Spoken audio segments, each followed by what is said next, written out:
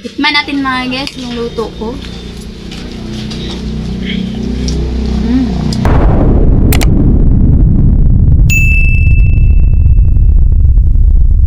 So ayan mga guys, ang nahuli naming kalong. So pumunta ako kanina, nunalit ko na kami sa market. Ito yung nabili. Gagataan natin yung ating mga kalong. So ito lang yung nahuli namin mga guys. Medyo malaki-laki naman mo. Ayan o. Buhay pa mga guys. Buhay na buhay pa yung kalong natin. Tumatakbo, tatakas.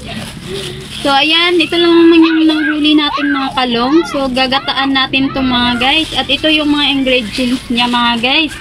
Ito, bili ako ng kinudkod na tawag ito ay kinudkod na lubi at saka itong mga panakot. Ayan. May sibuyas, atsal, tsaka mga dahunan at kamatis. Ano pa to? Mix to mga guys. Ayan. So ito yung mga ingredients na gagamitin natin sa pagluluto ngayon. So ang lulutuin natin is ginataang kalong mga guys, na huli namin dun sa may sapa kanina. So tara, start na tayo para makakain na tayo dito. Excited na din akong kumain sa kalong mga guys. First time kong kumain ng ganitong kalong na galing sa sapa. So tara, ilagay na natin to. Ay, baka kagatin tayo. Ay, makit. Masaka pa oh. Huli pa nga itong kalong, ibang mga kalong mga guys. Yan, nakakit pa sila. Lakad pa yung iba, wala na. So tara, hugasan muna natin ito mga guys.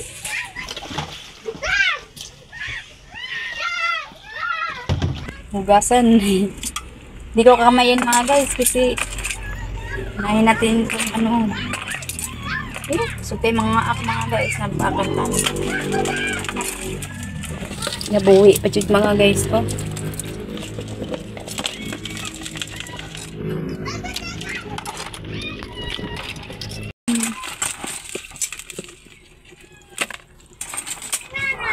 Diba, pinatay ko na kanina mga guys.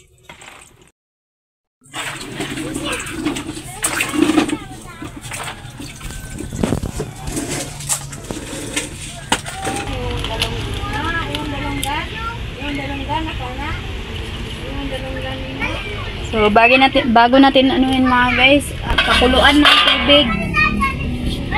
Bago.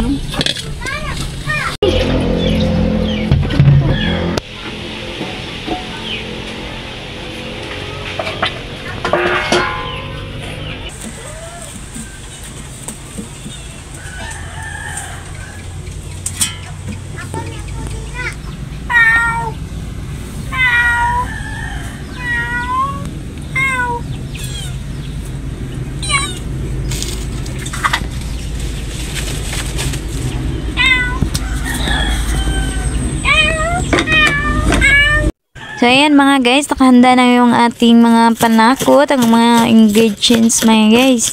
So, ayan, inuna ko nang hiniwa yung sibuyas dahunan. At isinusunod ko naman yung ating atsal. At pagkatapos ng atsal ay ang kamatis at ang sibuyas. At ang last ay yung garlic. So, hiwa-hiwain ko muna yung mga ating mga panakot mga guys para gagamitin natin sa ating pagluluto ng ginataang kalong. So, pinaloto ako. Nag-request pala yung darling ko. Darling. Nagluto na nag-request sa akin na gagataan yung ating kalong. Ayan. Pinilisan ko na yung paghiwa-hiwa ng ating mga panakot para makakain na kami mga guys. Gutom na daw yung darling ko.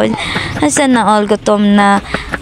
Pati naman yung mga kidots, ayan, nagugutom na din mga guys. So, bibilisan na natin to sa totoo.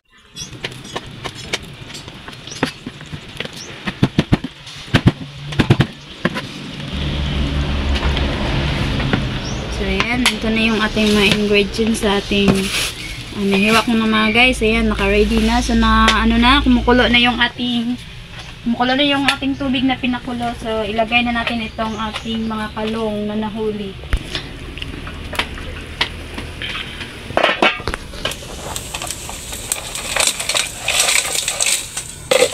Kaya ako pinakuluan to mga guys para mawala-wala yung lansa niya.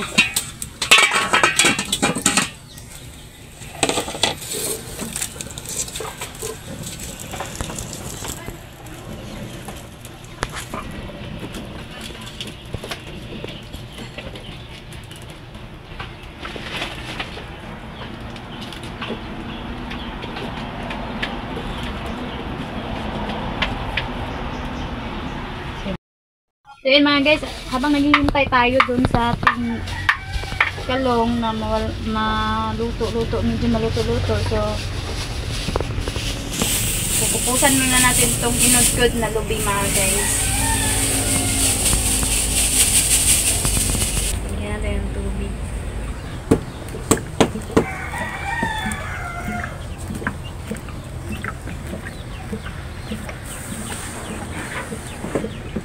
So, lagyan muna natin ng konting sabaw lang para sa piso. Yan, ito lang. Ito ko na lang ilagay mga guys. Kunin ko na yung sala.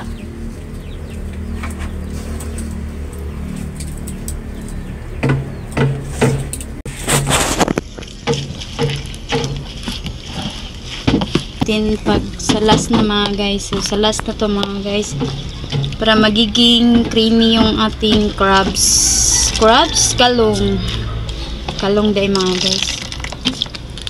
Iwan ko mga guys kung pareho lang ba yung kalong at yung crabs. Sabi nila hindi daw. Iwan ko. Wala kasi akong alam yun. Ilagay sa tasa.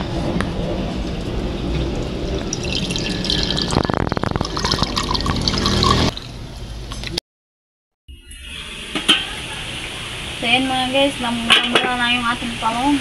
Kunin muna natin.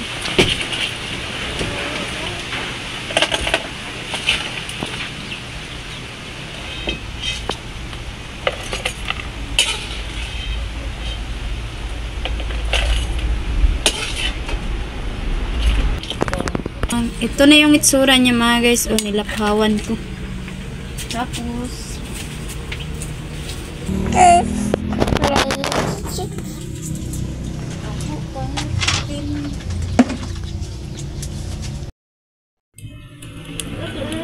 nilagay ko muna itong mantika. Kunti lang yung mantika nilagay natin. Ayan. Okay. Gawin natin yung garlic tapos itong onion. Kunting onion lang. Ang pabango lang mga guys. Bumango-bango ang ating garlic. Ayan, bumango na ating onion at garlic. Lagay natin yung crab.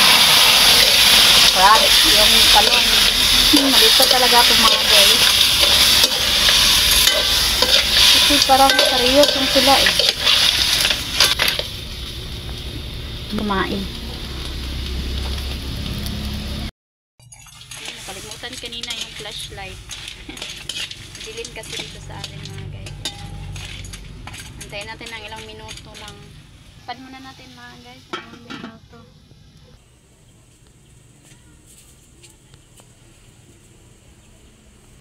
Ikalawang kupos tong na gata mga guys. So ito yung ikalawang gata natin. Lagay natin.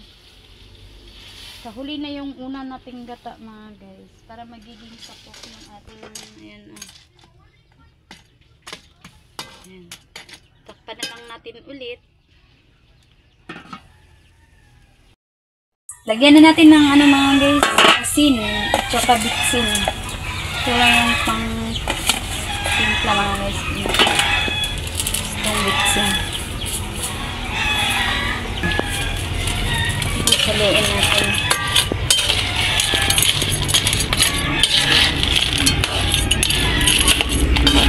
Takpan na natin ulit.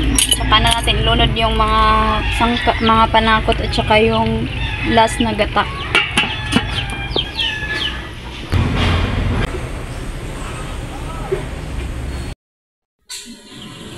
Lagay na natin yung nating gata. Yung pinaka-last. Tapos ayan. Tapos yung ating mga panakot na lagay natin to.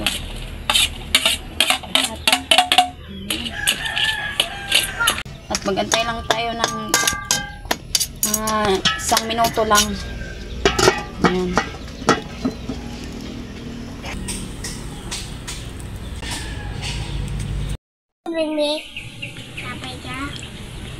Yan, luto na natin ready na to eat.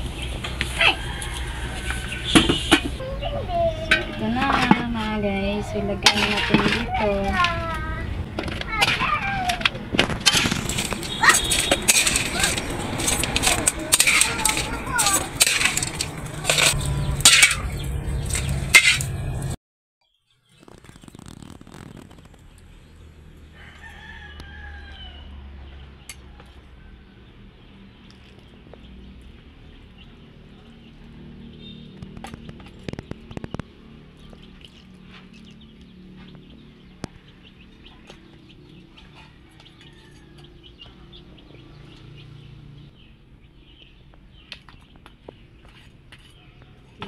natin mga guys yung luto ko. Sarap ng kalong. Tikman natin yung ano niya.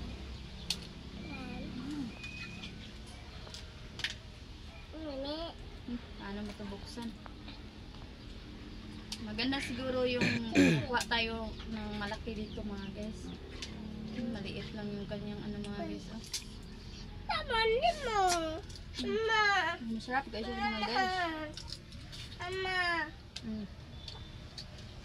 Ako na mag-open dyan. Taon ba? Taon na. Okay. Gani may mukha ano. Dahil natapos. Ano yun ha? Lalong. Hindi.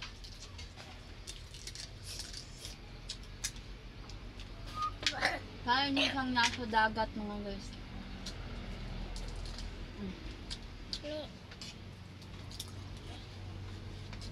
So, yun.